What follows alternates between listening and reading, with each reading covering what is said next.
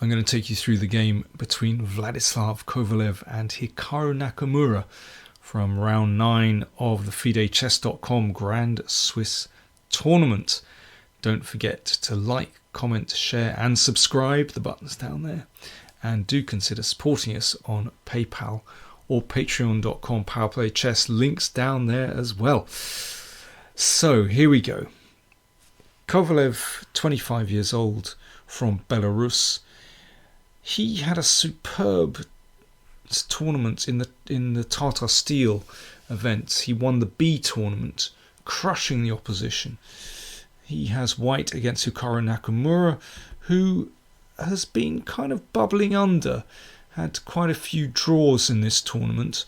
Not on a great run of form at the moment, but he did win in the last round, which has brought him up closer to the leaders, as they've been drawing a lot as well, or trading wins and losses. So knight c6 from Nakamura. Now, he would have seen that earlier on in the tournament, Kovalev played bishop b5 check against Carlsen's d6 Sicilian. So he was probably banking on Kovalev playing bishop b5, but a bit of a risky move, as well, knight c6 isn't really a part of his normal repertoire, so it would have been interesting to see which kind of Sicilian he'd played if Kovalev had actually played d4.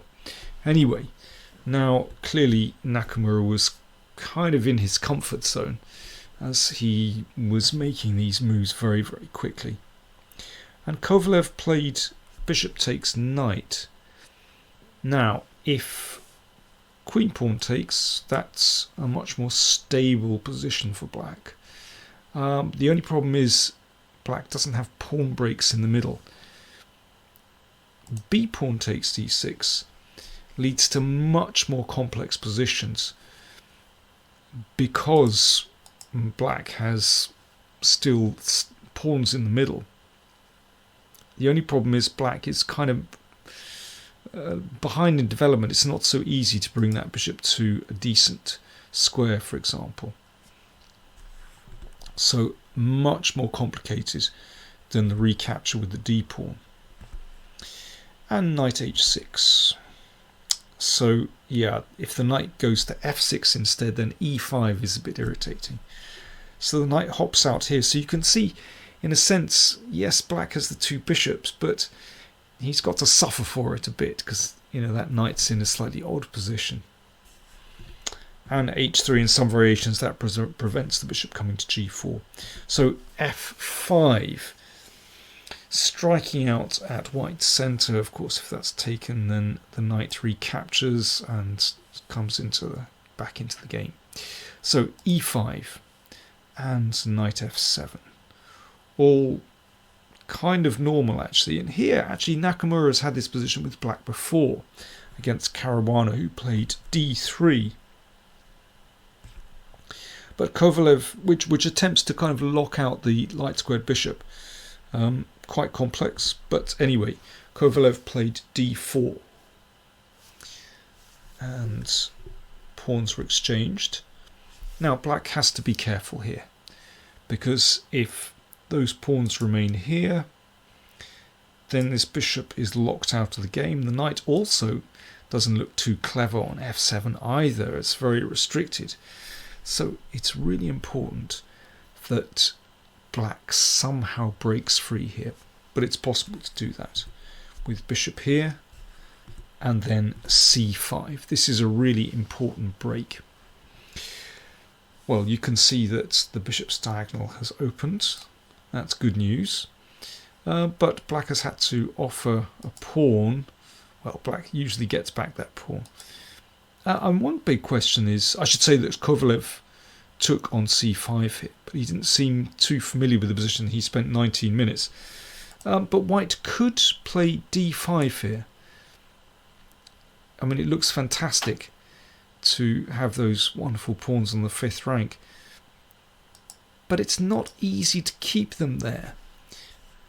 So black would play e6, and that means if the pawn advances, then we can take here and take on e5. And likewise, if this pawn exchanges off, then opens up the bishop's diagonal. So these pawns are actually kind of a bit static, and black has a lot of pressure. Black could follow up, for example, with rook e8 to try to force white to make a decision by putting more pressure on that pawn. So it looks tempting, d5. Actually, probably not great. So Kovalev took on c5. And now Nakamura didn't hurry to recapture this pawn. He simply played e6, preventing white from possibly playing e6 himself. Vishy Anand had this position against Gelfand in the summer, and Vishy played b4 and eventually won the game, but it was pretty unclear after g5.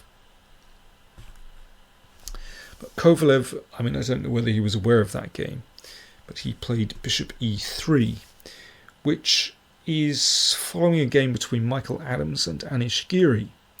And Giri played here rook b8. And it was very, very complicated indeed, but finally ended in a draw. That was from Moscow 2017. But it was quite clear that Nakamura had prepared this position, because after roughly a minute he played g5. Didn't bother recapturing that pawn. He could have taken on f3 and taken here, but no, he keeps up the pressure with g5. This is his new move. So Nakamura is really striving to play for a win in this game, really going for it, doesn't want to simplify the position. And Kovalev, after 21.5 minutes, played knight h2, which looks a bit strange, although I have to say it's not so easy to find really good suggestions for white in this position. And here, well, during the game,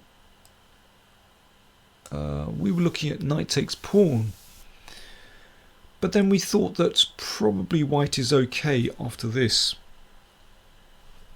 exchanging off pieces and then just shutting out that bishop on b7. And yeah, this pawn can be held with queen or pawn. That's probably okay for white.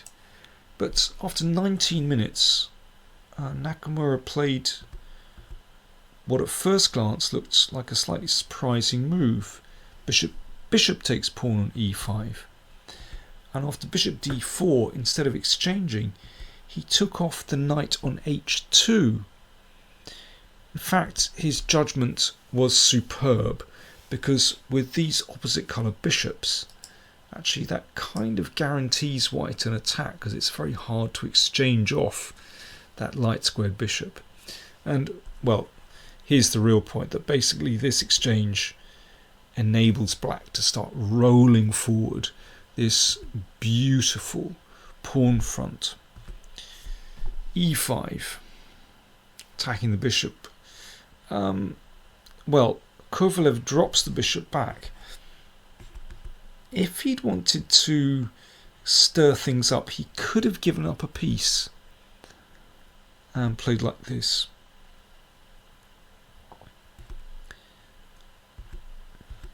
So black is a piece up, but white does have a little bit of pressure. I mean, I think basically black is better here, but still a few problems to solve. So e5 just been played, and Kovalev meekly dropped the bishop back, which was pushed back again. Now this is a rather fine pawn front for black, because it just shuts out this bishop, and if this bishop is shut out of the game, then the rook on a1 doesn't come into the game. So in fact things have worked out absolutely beautifully for Hikaru Nakamura, He took on c5. Queen takes d7, so material is still level, and rook a b8. It's still very, very difficult for white to do anything here.